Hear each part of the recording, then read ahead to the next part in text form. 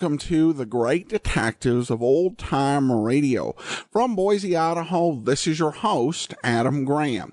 If you have a comment, email it to me, box13@greatdetectives.net. Follow us on Twitter at Radio Detectives and become one of our friends on Facebook, facebook.com/Radio Detectives. Before we do get started, our listener support campaign does continue. You can support us at support.greatdetectives.net. During the listener support campaign, in addition to giving access to our premium site, with any donation of $20 or more, we will give you a free ebook and an additional thank you gift of your choice. Among the items that we do have available at the $20 level, check out the Colonial Radio Theater Perry Mason audio dramas. Colonial has adapted the first 5 Perry Mason stories into full cast audio dramas, feature-length presentations, and these are not based on the TV show. They're based on the original book, so they've got a great period feel to them, and they're very well acted, well written. The first one is Perry Mason and the Case of the Velvet Claw. My favorite of them is Perry Mason and the Case of the Howling Dog. Whichever one you prefer, we will gladly send to you with a donation of $20 or more. At the $100 level, if you like Dick Powell and you're in the U.S. or Canada, I will gladly send you his performance in Murder My Sweet. It's a great film. It really did change the direction of Powell's career, and we'll send that to you with a donation of $100 or more. Also, one of the great sites on the internet for both radio and pulp audiobook production is radioarchives.com. And with a donation of $50 or more, we'll send you a gift certificate, which is going to be enough to purchase a small old-time radio set, like a 6 or 7 hour release. And at the $100 level, we'll send you a gift certificate, which will be good for a larger release. And we definitely do encourage you to use the downloads there. A full list of additional thank you gifts is at support.greatdetectives.net. And if you'd be interested in becoming a regular ongoing contributor to the program, you can go to patreon.greatdetectives.net. I also want to thank Eric and Michael for both contributing to the program at support.greatdetectives.net. Thanks so much for your donations for the show. And now, though, it's time for today's episode of Richard Diamond. The original air date on this one is August the 20th, 1949. And this one is The Gene Cooper Case. Here is another in NBC's great parade of new shows.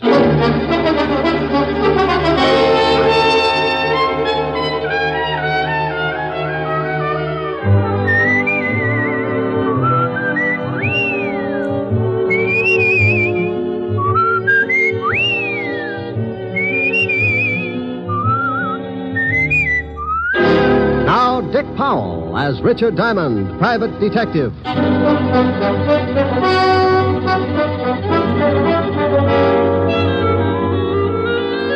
Hello there, this is Diamond.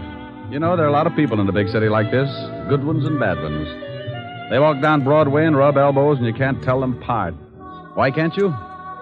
Because a lot of them were poured out of the same mold, brought up in the middle of garbage cans and gang wars, weaned on the smell of slums and conditioned to the taste of dirt and a kick in the ribs. By the time they get old enough to raise their fist, they're given 2 choices, 2 ways to beat the gang wars and garbage cans. One guy picks himself up, shakes off the filth, and jumps over on the right side of the fence. The other guy picks himself up, too. But when he does, he raises that fist and shakes it at the whole world because he wants things the easy way. He continues to shake his fist until someone shoves a gun in it. Then he's a swaggering giant. Sometimes he climbs over with his little bag of rot and hides in the lap of society. But take away the gun, and he ends up right back in the middle of the garbage cans with his face in the dirt. What about the guy on the right side of the fence? Well, you rarely ever hear of him, unless he becomes president or gets mixed up with the guy on the wrong side of the fence. Like the case I bumped into a couple of days ago. It all started in Central Park.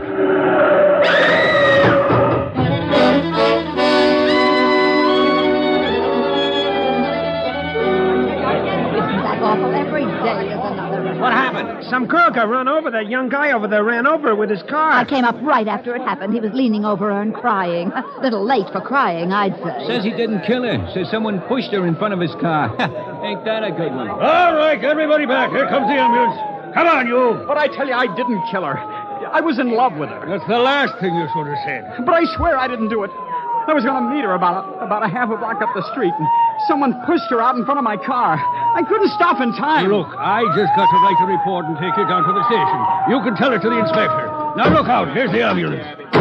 Hello, Crockett. You're too late. The body's ready for the morgue. Ah, Central Park's turning into a graveyard. I'm going to start taking my girl someplace else. What do you mean? Somebody else got run over in the park? Somebody got shot full of holes. Call came in just for this one.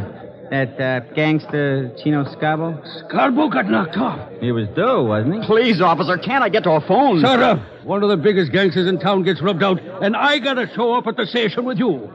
You know, Sonny, I'm not pleased with you at all.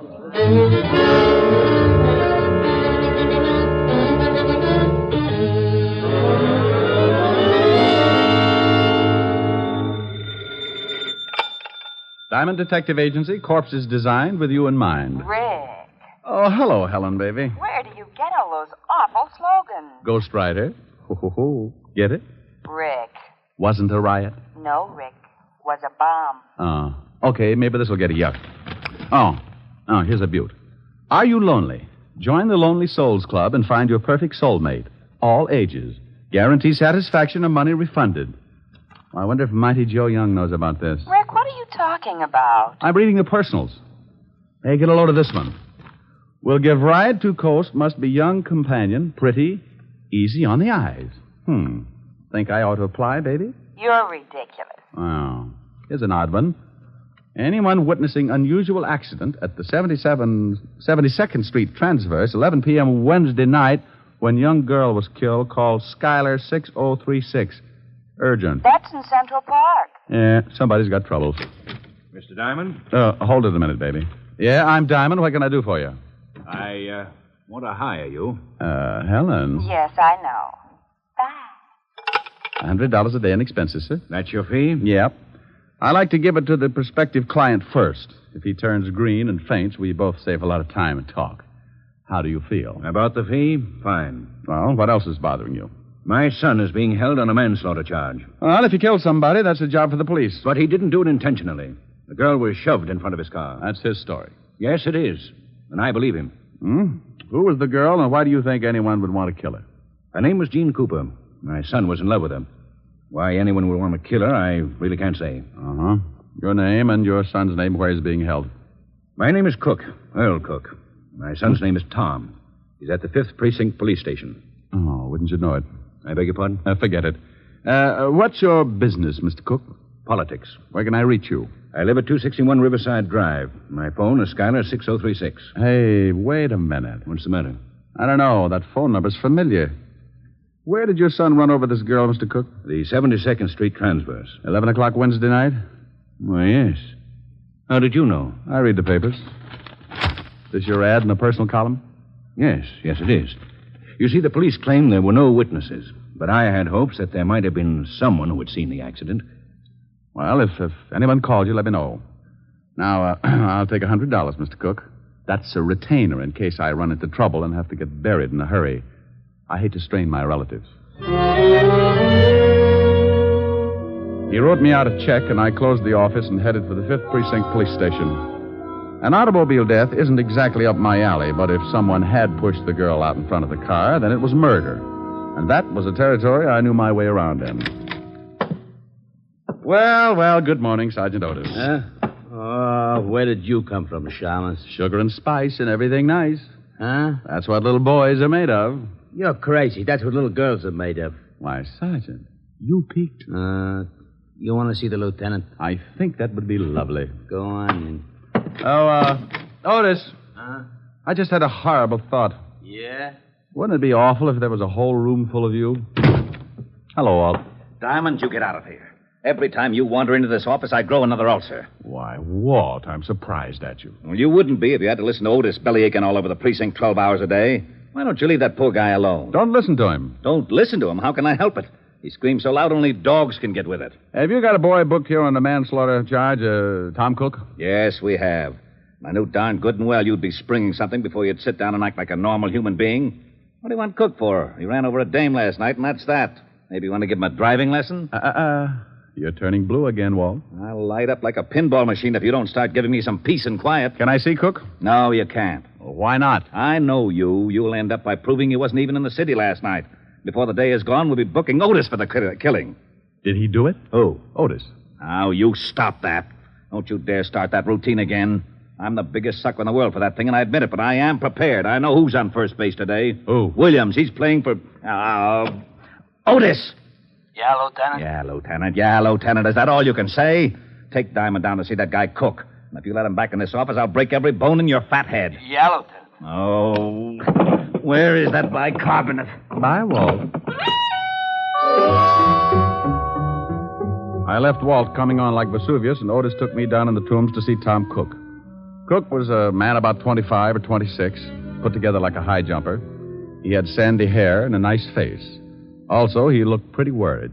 I tell you, Mr. Diamond, I didn't intentionally run over Jean. She called and asked me to meet her in the park. Why? Well, we always met there. Oh. You say she was pushed in front of the car? Well, that's what it looked like. There were some bushes right near the sidewalk. She came flying out of them and fell in front of me before I could put on the brakes. What did she want to see you about? It was personal. Now, look. You're up on a manslaughter charge. You can get a lot of time for that. Now, what did she want to see you about?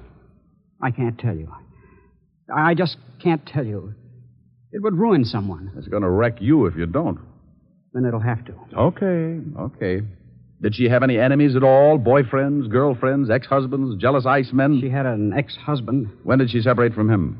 About a year ago. Why? Do you think maybe Cooper was jealous? Is his name Cooper?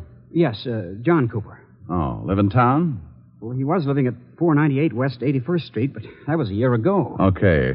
Tell me where your girl was living. 383 Madison Avenue, apartment 206. She was living under her married name, Cooper. Sure you don't want to tell me what she wanted to see you about? I can't, Mr. Diamond. Okay, but I hope the person you're protecting appreciates it. 5 years in Sing Sing is stretching loyalty a long way. This person's worth it. Otis, let me out of here. You locked me up with a Boy Scout.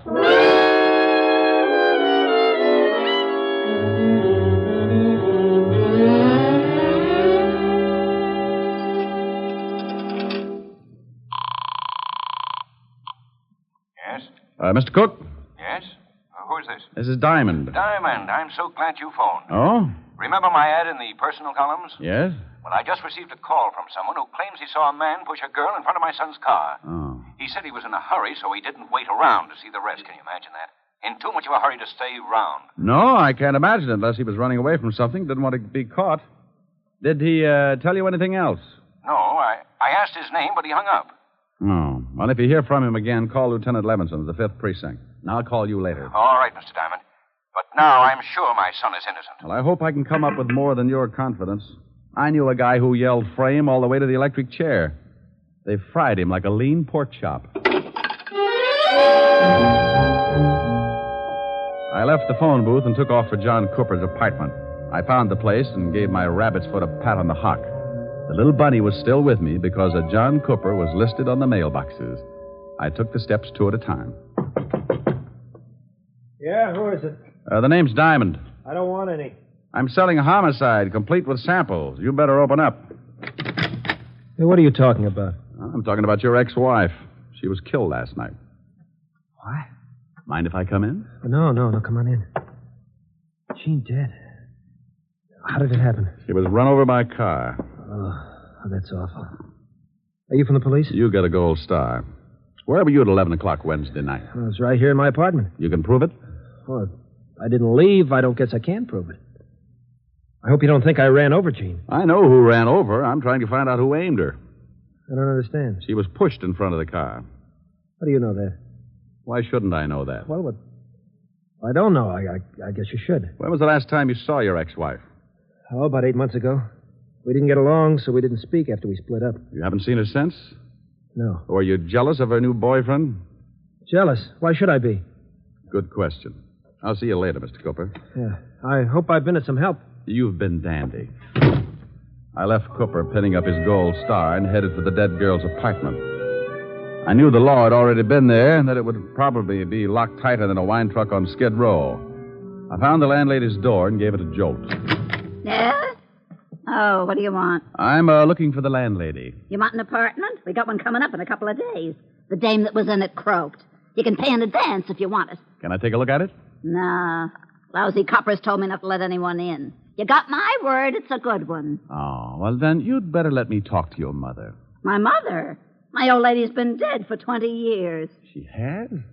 Aren't you a little young to be running an apartment all by yourself? Hey, Sonny. Yeah? How old do you think I am? Well, it's hard to tell. I'd say, about 28. Come on, I'll show you the apartment. But watch those steps. I think you could use some glasses. Right up here, handsome. Was the poor girl who died married? Used to be, but she got divorced. Here it is. There you are, honey. Go on in, take a look around. I'll go on back downstairs in case the law comes back. I'll have to stall him, I guess. Thanks, beautiful. Oh, that's all right, honey. When you're done, stop in at my place and I'll give you a drink of gin. I waited until I heard the old bat fly down the stairs, and then I took the place apart. It took me exactly 10 minutes, and even if I do say so, it was a pretty neat job. I was on the last lap, going through the wastebaskets, when I spotted something on the magazine stand. It was just below eye level.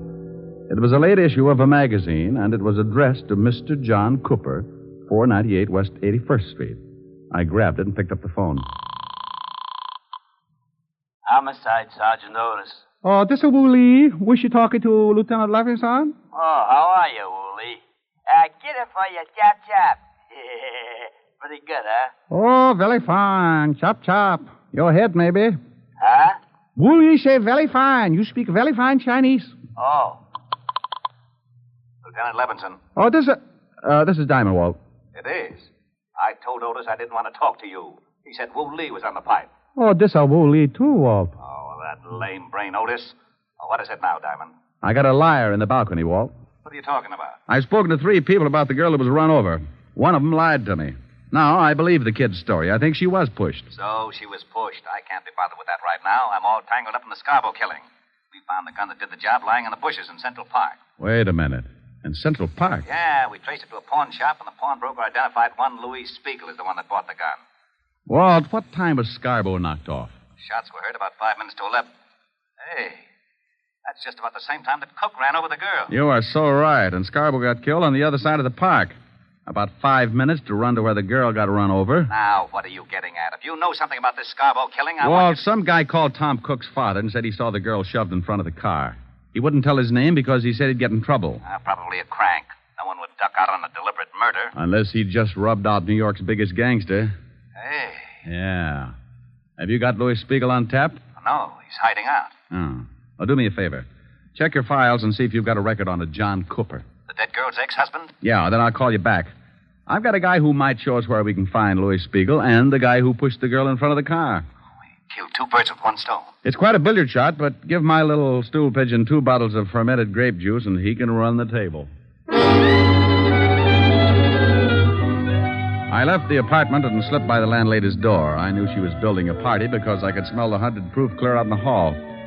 I ducked out on the street and headed for Skid Row in a place called the Parrot Club. When I went in, I spotted my man sitting in his usual spot at the bar. His name was Wilbur Truitt. Ah, greetings, Bucko. You have come just in the nick. Not having the necessary funds to purchase another bottle of strength, I asked yon bartender to put it on the cuff. Wilbur, Whereupon he handed me this can of rat poison. It turned out to be rather soothing in a toxic sort of way.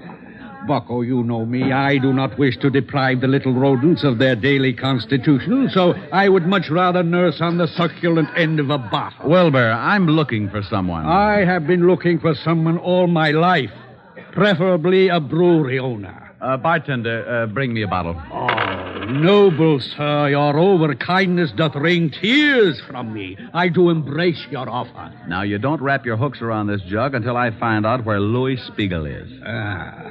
That is indeed a difficult problem. Mr. Spiegel carried a rather large gun under his arm. then if I sit here and gaze at that bottle for any great period, I shall become cotton-mouthed and surely choke to death. Mr. Louis Spiegel might be found in the freight yards, hiding in an old shack at the end of 50th Street now, Bucko. I'm rusting. Here you are, Wilbur, and thanks. Farewell. Lord knows when we shall meet again. I have faint, cold fear thrills through my veins. Oh, yeah, but no matter. I have never let a cork confuse me before. Bartender, a corkscrew, and bring the cat. I owe him a drink.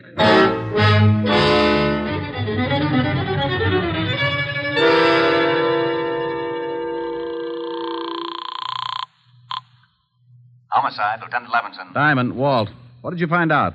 John Cooper has no record, Uh-oh. but George Kingsley has. Oh, alias? Yeah. George Kingsley, alias John Cooper, did 10 years for embezzlement. Oh, fine. Thanks, Walt. Now, here's the pitch. Lou Spiegel is in a shack in the freight yards at the end of 49th Street, North River. Get some men to surround the place and have Otis pick up John Cooper and bring him down there.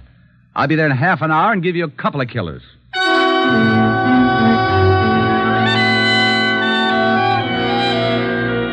All I needed was a motive, so I hung up the phone and headed for the house of my client, Earl Cook. Oh, come in, Mr. Diamond. I'm very glad you've come. Mr. Cook, did you... I want to show you something. Here. What are they? Letters to my son.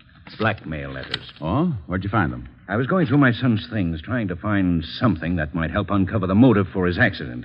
Mind if I take a look? Well, I can save you the trouble. They're about me. About you? Yes. I told you I'm in politics.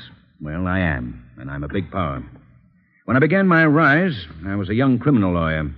I had to accept a lot of cases that I might have turned down under different circumstances. I see. And the opposition tried everything to discredit me. Smear campaigns. Saying that I was getting acquittals for common thugs who were known to be guilty. Later, when I became a judge, they switched the campaign and said that the men I sentenced were innocent. Were they? Of course not. But in those letters to my son, the blackmailer said that he had definite proof that could ruin me. My son knew about my past, and when he started receiving the letters, he was afraid to confront me with the evidence, for fear I might have to admit my dishonesty. Have you talked with your son? I just left him. That's why he didn't tell you anything. He thought he was protecting me. His girl, Jean, found out who was sending him the letters, and, well, she was killed before she could tell him. Well, that fits. If the girl found out, then the blackmailer would not only have to know your son pretty well, but he'd also have to know her. You think you know who he is? See this magazine? Mm-hmm. Well, some of the pages are cut up. Now, take a look at these blackmail notes. They're formed with cut-out letters to spell out the words. Mm. The type is the same as the type on the magazine. Where did you get that magazine? In the girl's apartment. Well, then she must have had something to do with it. She found the magazine, all right, but it wasn't hers. Look, Mr. Cook. Yes? Did you ever send a man to prison named Kingsley? Yes, I believe so. For embezzling. Thanks. Where are you going? I'll call you later. I've got a date at the freight yards.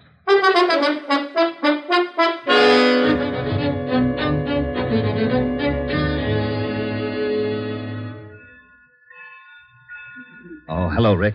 We've got Spiegel boxed up. He's in that shack down there.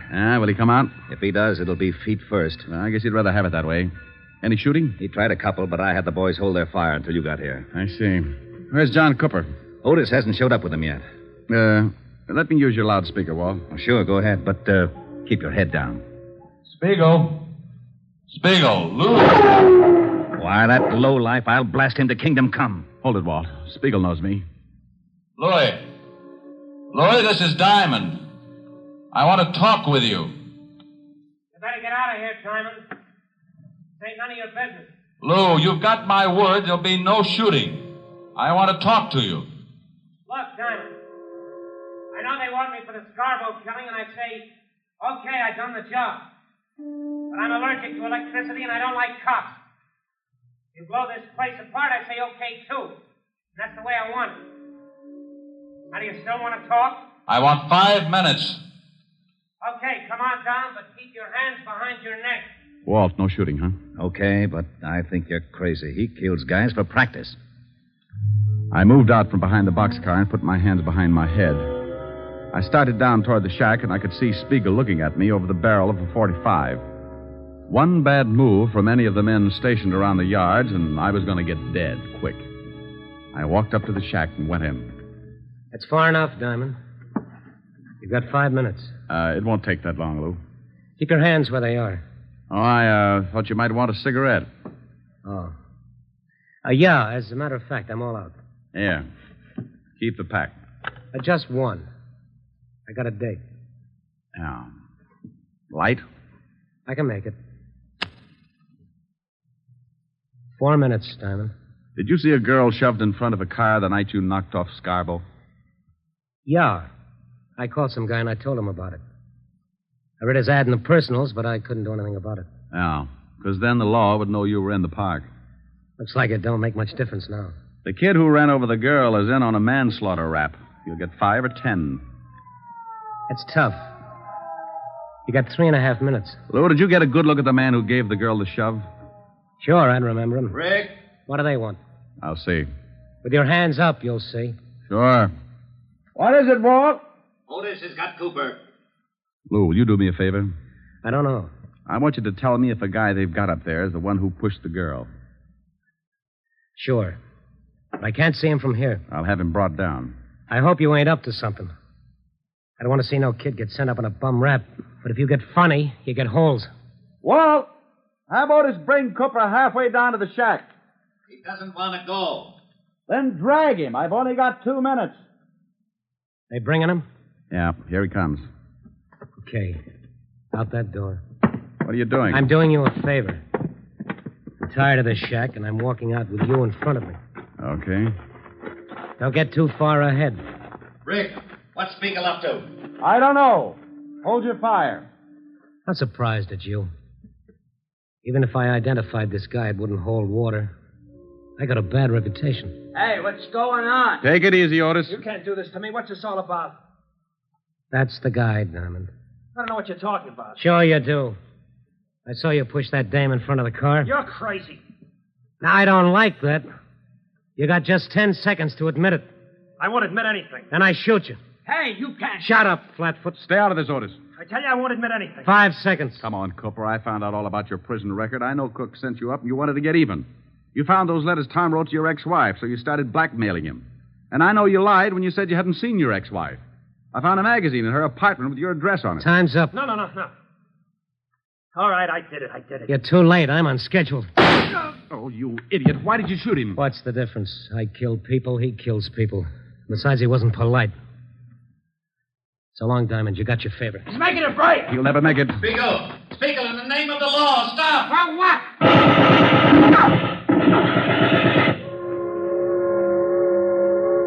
Yeah, they got him. They sure did. You know something? He wasn't such a bad guy.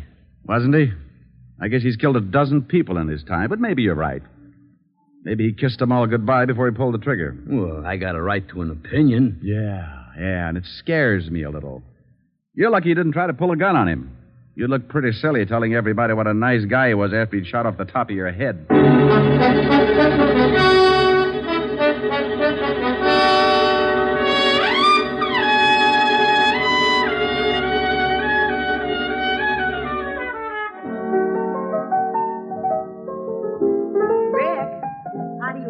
Lots of lemon, honey. What's that you're playing? I don't know. It says on the sheet music for kazoo and voice. You idiot. Here, see how this tastes. That's swell. But can't you drop a mussel in it or something? Now, that's plenty strong. Oh. The last time you complained about my weak drinks, Francis had to carry you home piggyback. Yeah, remind me to buy him a saddle. I hear they let the cook boy out of jail this evening. Well, how the dickens did you know that? Never mind, I find out things. You have been snooping. Well, you won't tell me anything about your cases. How did you find out? Helen? No. You'll be sorry. Here. You sing this, and I'll tell you how I found out. Well, I don't know whether I can. Your lips tell me no, but there's yes in your eyes.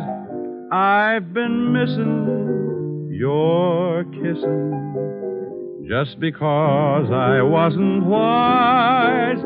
I'll stop my scheming and dreaming, 'cause I realize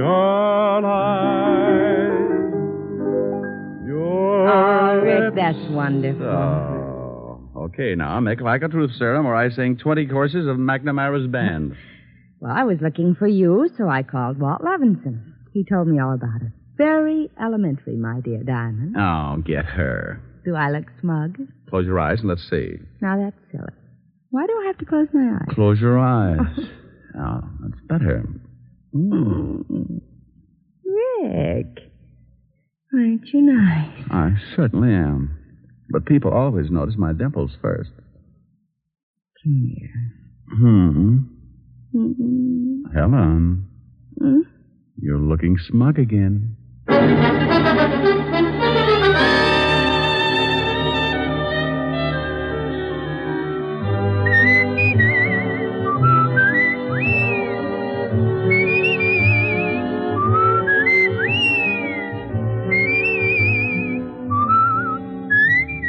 You have just heard Richard Diamond, Private Detective, starring Dick Powell.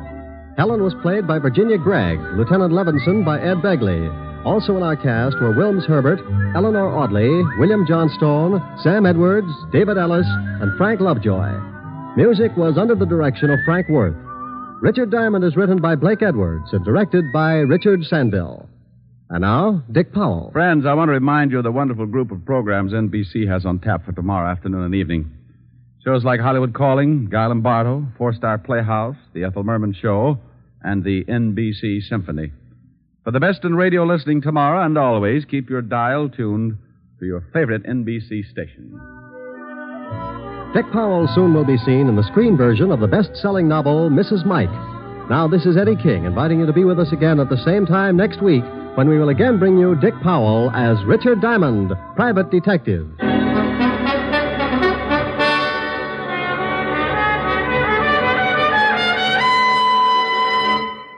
This is NBC, the national broadcasting company.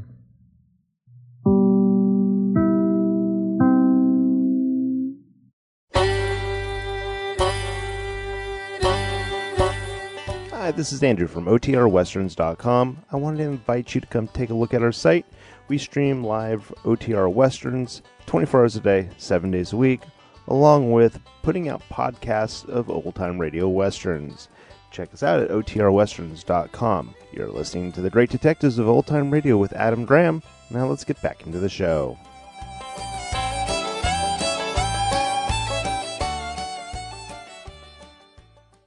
Welcome back. This one felt like a bit of a throwback in many ways.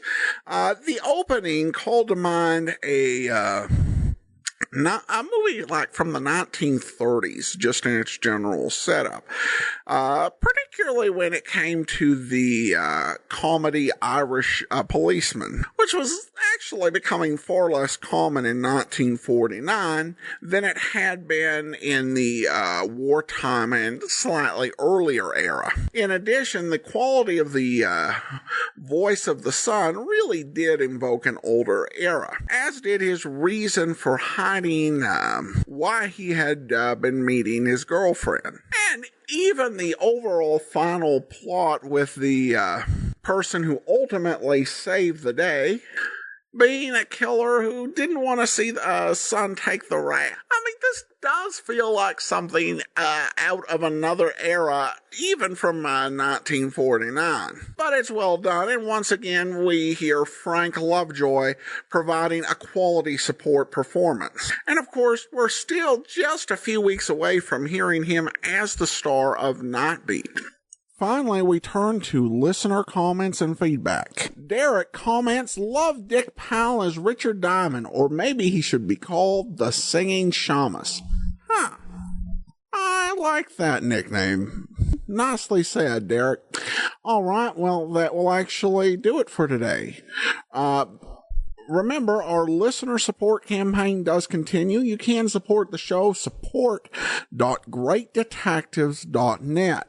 And we have quite a few thank you gifts with any donation of $20 or more. Among the items we do have At the $50 level, we will gladly send you your choice of any of the great Poirot mysteries that were released for BBC Radio 4 and are available on Audible.com.